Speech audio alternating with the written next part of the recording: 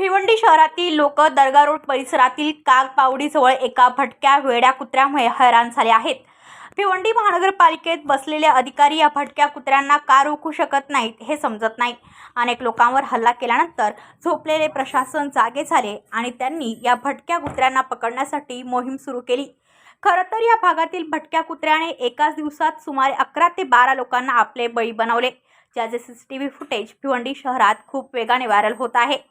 चित्रांमध्ये तुम्ही पाहू शकता की एका चित्रात भटक्या कुत्र्याने प्रथम इमारतीच्या खाली असलेल्या पॅसेजमध्ये उभ्या असलेल्या एका व्यक्तीवर हल्ला केला आणि तेथून बाहेर पडल्यानंतर या भटक्या कुत्र्याने रस्त्यावरून जाणाऱ्या एका महिलेला आपला बळी बनवण्याचा प्रयत्न केला.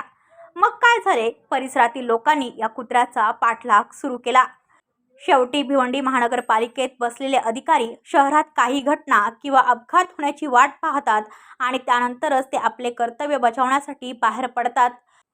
जणू काही त्यांनी आजसाठीच सरकारी नोकरीत भरती घेतलेली आहे आणि त्यांना फक्त याच कामासाठी नियुक्ती मिळाली आहे.